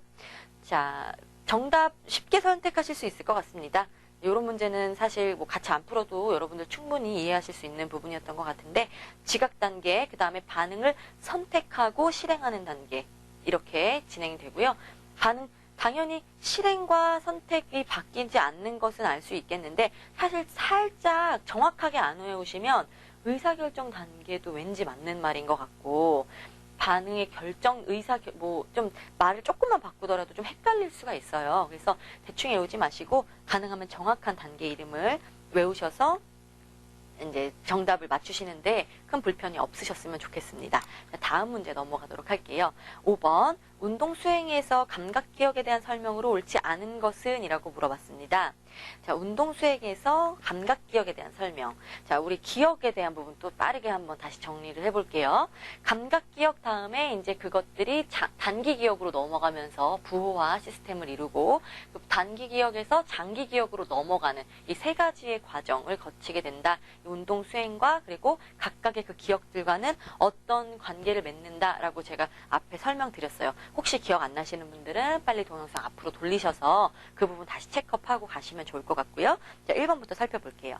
자, 감각 시스템을 통해서 들어온 정보는 대부분의 새로운 정보들에 의해 쉽게 손실되죠. 맞는 말이죠.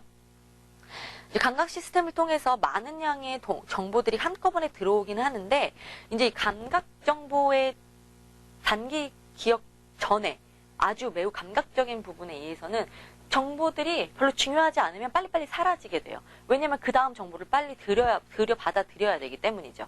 그래서 새로운 정보들에 의해 쉽게 손실되는 거 맞습니다. 자, 2번. 감각 기억은 운동에 필요한 정보를 선별하는 기능을 수행한다. 맞을까요? 맞죠? 아까 말씀드린 부분입니다. 선별하는 기능을 수행해서 그 다음 단기 기억으로 넘겨서 거기서 이제 장기 기억으로 넘기기 위한 부호화 과정을 거치게 됩니다. 따라서 2번 맞는 말이고요. 자, 감각 기억을 통해서 들어온 정보는 순서대로 처리될까요? 자, 4번 한번 같이 볼게요. 감각 기억의 지속 시간을 수용하는 감각기관에 따라 다르고 0.5초에서 3초 사이다. 이거 조금 암기해 주셔야 되는 부분일 것 같은데, 네, 이거 맞는 말입니다. 앞에 슬라이드에 잘 나와 있고요. 감각 시스템을 통해서 들어오는 정보는 순서대로 처리되기보다는 거의 한꺼번에 동시다발적으로 들어오기 때문에 동시에 처리되는 것이 맞습니다. 그래서 순차적으로 처리되는 것보다 이제 동시에 처리되는 것이 맞고, 지금 이 해설 부분에서는 이제 조금 더 추가적인 설명을 드린 건데요. 숙련된 운동선수일수록 중요한 감각 정보를 선별적으로 지각해서 경기에 활용하는 경향을 보이기도 합니다. 이 부분은 앞에 슬라이드나 우리 교재에 잘 나와 있는 부분이고 좀 어렵지 않기 때문에 이제 추가적인 설명으로 해설을 달아 놓은 것 같습니다. 자, 다음 문제로 한번 넘어가도록 할게요. 다음 중에 단기 기억이 중요하게 이루어지는 운동 종목이 아닌 것은? 이라고 물어봤습니다.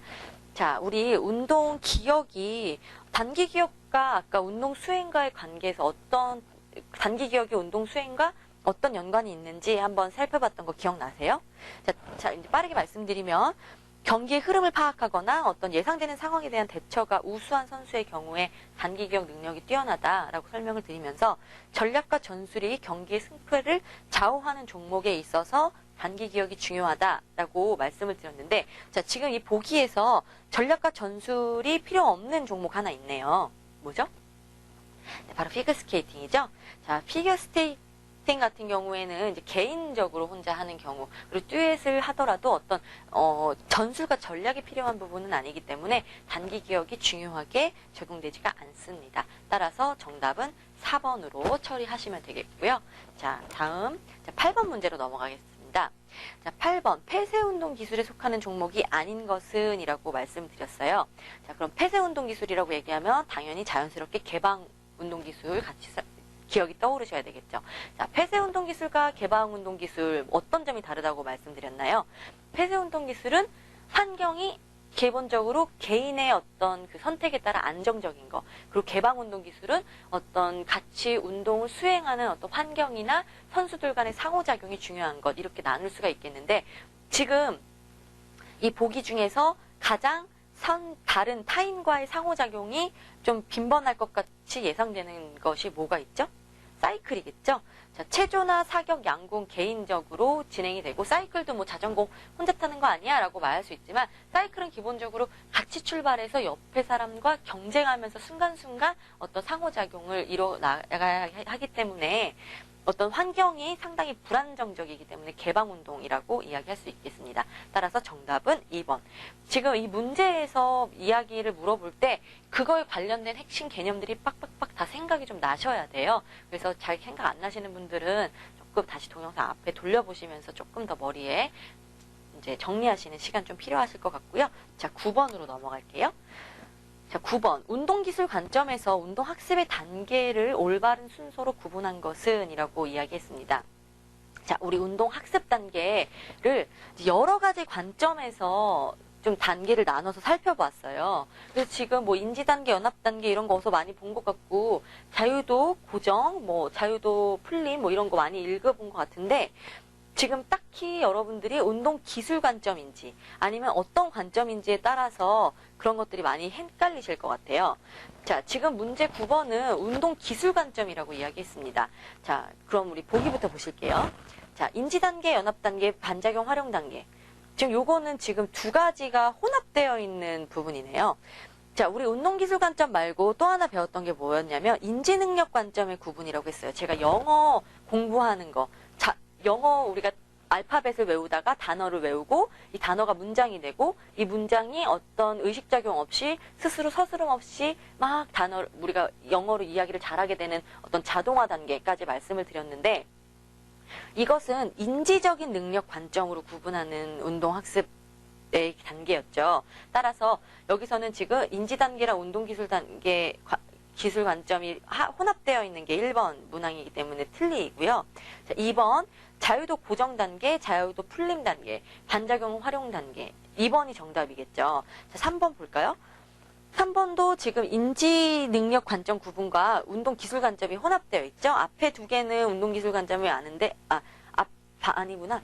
중간에 반응 선택 단계. 틀리죠. 반응 선택 단계는 아까 거의 뭐 지각하고 우리 정보 처리 단계에서 인간의 정보 처리 단계 중에 중간, 반응 선택, 반응 실행, 그리고 그 전에 있었던 그 지각하는 과정, 그 사이에 있는 반응 선택이 여기 들어왔네요. 그래서 지금 무슨 과정을 되게 많이 외운 것 같은데 이 과정이 도대체 어느 국면에서 어떤 과정인지를 정확하게 알아두셔야 이런 데서 함정에 걸리지 않으실 수 있어요.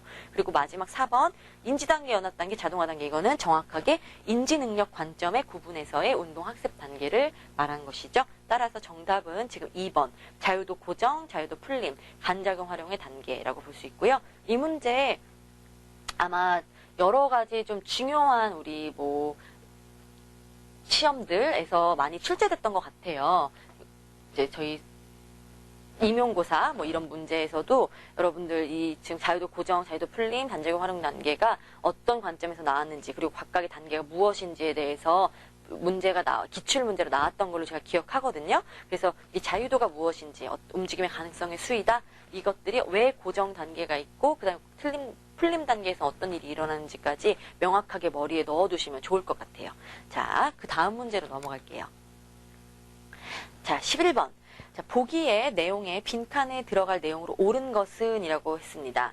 자, 어떤 이론은, 자, 보기 읽어볼게요. 인간의 운동 시스템이 자체적으로 가지고 있는 신체적 특성과 환경의 중요성을 강조하고 환경으로부터 제공되는 수많은 정보가 운동을 일으키고 변화시키는 데 결정적인 역할을 한다고 주장한다. 자, 이거는 여러분들이 좀 암기를 하셨으면 하는 부분이고요. 암기를 하셨다면 아마 어렵지 않게 정답 1번으로 골라내실 수가 있겠는데, 자, 지금 이 보기의 내용 바로 다이나믹 시스템 이론입니다. 그 어떤 상황적인 어떤 변수들이 같이 조화를 이루면서 상호작용을 이루면서 우리가 어떤 운동 행동이 발현된다라고 하는 것이 이제 이 다이나믹 시스템에 가지고 있는 가장 특징적인 그 어떤 특성이었고, 그리고 과제 그리고 저기서는 이제 신체적인 특성이라고 하는 것은 어떤 유기체, 우리 인간을 말하는 거고, 환경, 그리고 수많은 정보, 정보가 바로 과제죠.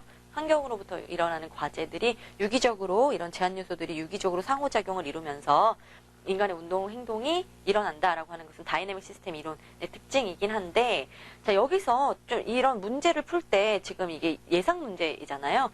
그래서 지금 문제를 맞추는 것도 중요하지만 틀린 문제에 아니면 다른 보기는 어떤 내용인지 정확하게 알고 가셔야 되겠죠. 자, 도식 이론 기억나시나요? 폐쇄 개방회로 이론의 문제점을 합쳐서 좋은 부분만 가지고 오려고 노력은 한 이론이나 결국은 어떤 기억 용량의 한계라든지 또 새로운 움직임에 대한 어떤 그 아이디어가 좀 부족했다라는 한계를 가지고 결국은 다음 제너레이션 그 다이나믹 시스템이나 생태학적 이론에 자리를 내주게 된 이론이다. 머릿속에 있으시면 되고요. 정보처리 이론은 아주 초창기 이론이며 정보처리 이론 안에 폐쇄 폐쇄회로, 개방회로, 도식이론 다 들어가 있는 부분이죠. 그래서 그 범위가 좀 다르다는 것도 인식해 두시고, 생태학적 이론은 지각 동작 연합. 지각과 동작이 연합되는 것이 되게 중요하다라고 이야기했던 이론입니다. 그래서 지금 각각의 이론들 특징들 머릿속에 잘 넣어 계셨으면 좋겠고요. 자, 잘 모르시는 분들은 교재를 좀 다시 참고해 주시고 조금 더 머릿속에 익혀나가는 시간 갖도록 하셨으면 좋겠습니다. 자, 13번 보시도록 할게요. 자, 다이나믹 시스템 이론이 가지는 특징이 아닌 것은? 이라고 물어봤습니다. 자, 다이나믹 시스템 이론이라고 했을 때 지금 우리가 정보 처리 이론이 끝나고 그 다음에 이제 다이나믹 시스템 그리고 생태학적 이론 이렇게 두 개가 나타났다고 했는데 여기서 가장 큰 문제라고 지적된 것이 사실 우리 정보 처리 이론에서 가장 큰 문제가 뭐였을까요? 바로 기억에 관한 문제예요. 다 우리가 어떤 움직임을 모든 움직임을 다 기억할 수 없다라는 가장 큰 한계점에 부딪혔고요. 그리고 용량도 부족하다 이런 것들 때문에 어떤 우리가 환경 속에서 일어나는 상호작용 속에서 인간의 움직임이 자연스럽게 발생한다라는 것이 이제 그 후기의 다이나믹과 생태학적 이론의 특성인데, 자, 당연히 그래서 답은 2번이라고 여러분들이 쉽게 이제 선택하실 수가 있겠는데, 다이나믹 시스템 이론에서 자기조직 원리, 비선형성의 원리, 환경의 중요성 이것이 무엇이냐라고 했을 때, 자, 한 번만 더 살펴보도록 할게요. 자, 자기조직의 원리, 자기조직의 원리는 아까 지금 제가 계속 말씀드리죠. 과제, 유기체, 환경. 과제는 어떤 실제적인 그런 수행해야 되는 거, 그리고 유기체는 인간, 그리고 그것을 이루는 환경. 아무리 과제와 유기체가 유기적으로 일어나도 그 수행이 일어나는 환경에 따라서 우리 당연히 영향을 받죠. 이 세 가지를 다 이제 이 세 가지 제한 요소가 서로 상호작용을 통해서 어떤 적절한 움직임을 생성하는 데 있어서 자기 조직은 저절로 스스로 자기 조직, 저절로 일어난다라는 원리. 당연히 다이나믹 시스템 이론이랑 참 어울리는 단어죠. 그리고 비선형성의 원리. 아주 선형적으로 일어나지 않습니다. 왜냐하면 상호작용이라는 것은 되게 역동적인 어떤 부분을 포함하고 있는 부분인데 사실 선형적이라고 하는 것 아주 리니어하다고 이야기할 수 있는데 그 리니어한 관계에서는 절대 역동성이 일어날 수가 없죠. 근데 이제 이거는 역동적인 관계이기 때문에 상당히 선형적이지 않은 비선형적인 원리를 가지고 있다. 그리고 이것이 아까 말씀드린 거랑 연결되게 환경이 매우 중요하다. 그리고 아까 우리가 정보처리 이론에서는 사실 환경의 중요성을 강조하지 못하고 고려하지 못했습니다. 그렇지만 다이나믹 시스템 이론에서는 환경이 매우 중요하다라는 것을 강조하면서 다이나믹 시스템 이론이 상당히 이제 견고한 이론으로 자리를 잡게 되는 중요한 이제 계기가 되었는데요. 따라서 기억표상의 구조는 조금 정보처리 이론과 관련이 있다라고 생각하시면 되겠습니다. 그래서 조금 어려운 문제, 이 문제를 풀기는 쉬우나 이 문제 각각 보기에 해당하는 내용이 과연 무엇인지는 여러분들이 조금 자세히 기억해 두실 필요가 있다고 생각이 되네요. 자, 이제 15번 넘어가도록 하겠습니다. 빈칸에 들어갈 내용으로 알맞은 것은? 이라고 물어봤는데 자, 보기 한번 같이 읽어보시도록 할게요. 연습 방법 중에서 뭐뭐뭐는 운동 과제를 한꺼번에 전체적으로 연습하는 방법이고 뭐뭐뭐는 운동 기술 요소를 몇 개의 단위로 나누어서 연습하는 방법이다. 자, 정답은 무엇일까요? 자, 연습 방법 중에서 한꺼번에 연습하는 것은 전습법. 전체적으로. 이 단어도 지금 글자도 연결이 되죠. 그리고 단위로 쪼개서 연습하는 것을 분습법. 이라고 하는 어렵지 않은 문제였으나 자, 1번 같은 경우에는 분습법 전습법을 이제 바꿔가지고 설명했기 때문에 일부러 함정 처리로 문제를 낸 거였고 그 다음에 이제 집중 연습과 분산 연습 그리고 구획 연습과 무선 연습이 어떻게 나눠지느냐 요거를 지금 여러분들이 같이 살펴보셔야 되는데 자 먼저 구획 연습과 무선 연습하면은 뭐 먼저 떠올리셔야 되죠? 바로 맥락 간섭 같이 떠오르셔야 됩니다. 자, 맥락 간섭은 학습해야 되는 자료와 학습 시간 중간에 개입된 어떤 사건과 경험 사이에 발생하는 갈등으로 인해서 학습이나 기억의 경험을 이제 방해를 받는 것을 의미해서 맥락 간섭 효과는 이제 연습의 계획, 지금 구획 연습과 무선 연습을 통해서 조절할 수 있고 이 구획연습과 무선연습을 통해 효과적으로 운동의 학습 효과를 높일 수 있다라는 것이 핵심적인 개념이었고, 집중연습과 분산연습은 이제 휴식 시간과 연습 시간의 길이에 따라서 집중적으로 연습하느냐 아니면 분산적으로 연습하느냐가 달라지는 부분이었습니다. 그래서 지금 이번 파트의 그 예상 문제들은요, 사실 문제 자체가 중요하다기보다는 문제 나온 그 보기들의 모든 내용들을 어떻게 지금 내가 잘 이해하고 있는지 체크하시는 게 훨씬 더 여러분들의 도움이 되실 것 같네요. 그래서 지금 각각의 나온 내용들을 잘 기억해 두시면 좋을 것 같고요. 자, 다음 16번 문제로 넘어가도록 하겠습니다. 연습 설계 시 고려해야 할 사항이 아닌 것은, 자, 연습 설계 시, 요게 다 기준이 있었어요. 연습 설계 시냐, 연습을 하기 전이냐, 아니면 연습을 하는 학습이 실제적으로 일어났을 때냐, 여러 가지 기준들이 있었는데, 자, 지금 지금 4가지 조건 중에서 하나만 좀 다른 기준을 가지고 있는 게 있습니다. 바로 4번이죠. 학습자의 유형은 연습 설계 이전에, 연습 전에 고려해야 될 사항이기 때문에 정답은 4번이고요. 연습 설계할 때는 시간과 연습의 가변성, 연습의 순서 모두 그때 연습 설계하면서 고려하시면 되겠습니다. 이거 단순 암기 문제여서 사실 같이 안 해도 될 거라고 생각했지만, 뭔가 여러분들이 암기하시는 데 있어서도 그냥 외우시는 게 아니고 기준을 가지고 어떤 보따리에 이 내용들이 들어있는지 그 보따리를 잘 묶으시라는 측면에서 이제 단답형형 문제, 쉬운 문제였지만 한번 같이 풀어보려고 가져왔고요. 다음 문제 넘어가도록 할게요. 자, 발달의 일반적인 특성에 대한 설명으로 옳지 않은 것은? 이라고 물어봤습니다.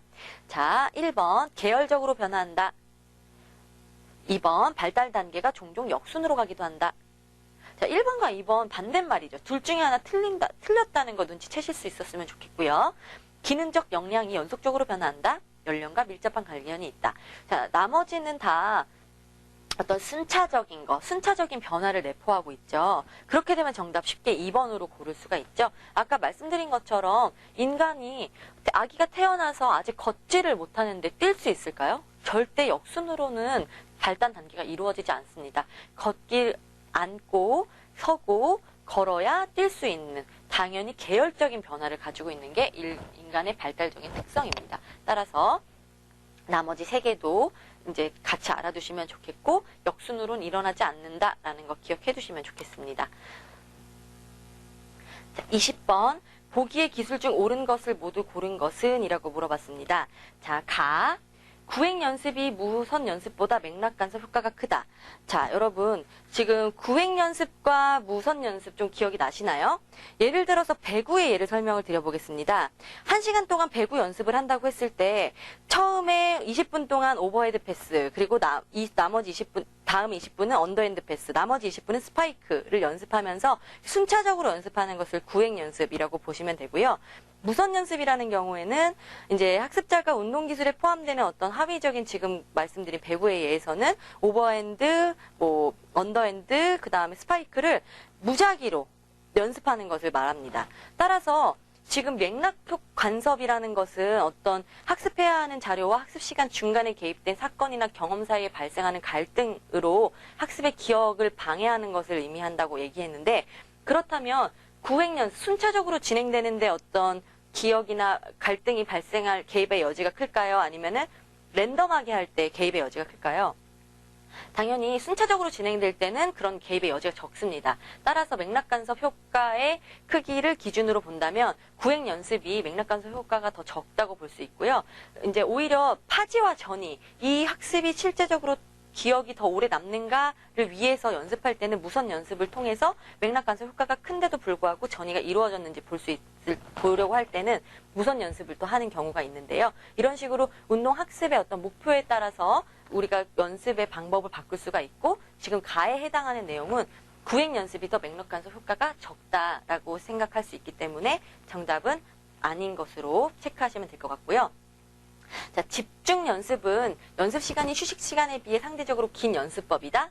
맞죠? 집중 연습이 더 연습 시간이 휴식 시간에 비해 더 긴 연습법이라는 것은 맞다고 보시면 되고요. 자, 3번. 학습 초기에는 과제의 요구를 효과적으로 처리할 수 없기 때문에 분수법으로 사용하는 것이 효과적이다. 맞는 말이죠.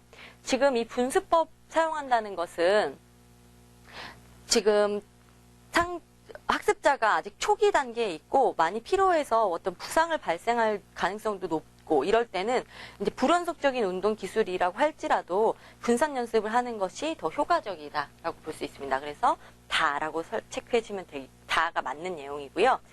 방금 말씀드린 내용이랑 연결되네요. 학습자가 필요하거나 과제의 위험성 정도를 높게 인지한 경우 분수법보다는 전수법? 전수법은 집중 연습이라고도 볼 수 있는데 그 집중 연습은 오히려 지금 과제의 위험도를 높게 인지한 경우에는 짧게 끊어가는 것이 훨씬 안전하고요. 더 효과적인 운동 학습 방법이라고 생각하실 수 있겠습니다. 따라서 정답은 3번 나와 다가 되겠습니다.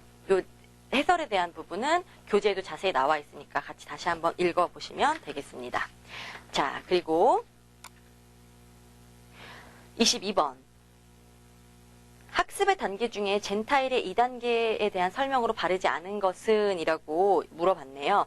사실 젠타일의 2단계 운동 분류법이 지금 우리 지금 교재에는 나와 있지 않은 부분이긴 한데, 이게 기출문제였었어요. 그래서 여러분들이 조금 알아두시면 좋을 것 같아서 두 가지 차원에서 분류를 하는데 이거는 해설이랑 같이 보도록 할게요. 젠타일이라는 학자는 두 차원에서 이제 운동학습 기술을 분류를 하게 됩니다. 자, 1번부터 지금 정답은 2번이기 때문에 1번부터 3, 4번은 다 맞는 내용인데 먼저 해설을 먼저 같이 보실게요.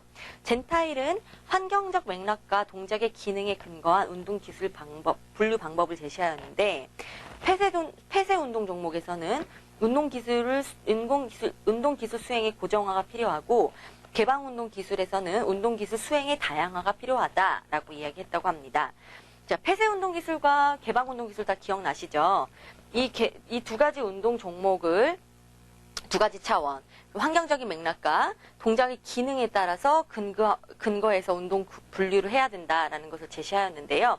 이에 대한 내용이 움직임의 개념 습득 단계와 고정 및 다양화 단계로 구분한다. 요거는 맞는 내용입니다.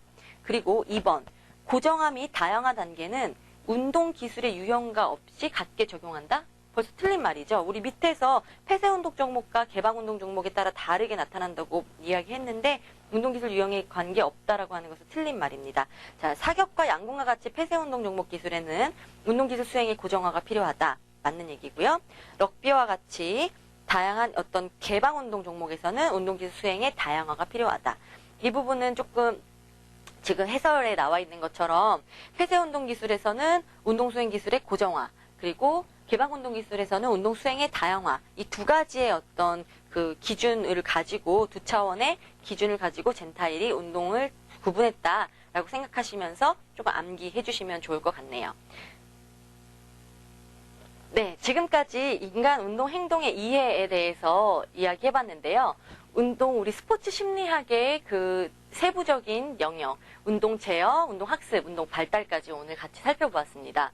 운동 행동 자체가 어떻게 일어나는지, 그리고 그 행동 자체가 일어나는 그 원리는 무엇인지에 대해서 관심을 갖는 부분이 바로 오늘 2장에서 공부한 부분인데요. 따라서 조금 어떤 부분에 있어서는 어렵게 느껴지셨을 수도 있을 것 같아요. 그렇지만 조금씩 띄어서 설명을 잘 들어보시고, 그리고 교재, 그리고 우리 지금 예상 문제를 통해서 지금 계속 반복적으로 우리가 지금 짚어왔기 때문에 여러분들 크게 어려움 없이 따라오실 수 있을 것 같고요. 혹시 문제 푸시다가 조금 더 질문할 거리가 생기시면 이메일로 많이 질문해 주시기 바랍니다. 오늘 너무 장시간 수고 많으셨고요. 그럼 다시 3장에서 또 다른 선생님과 함께 강의 듣도록 하겠습니다. 수고 많으셨습니다. 감사합니다.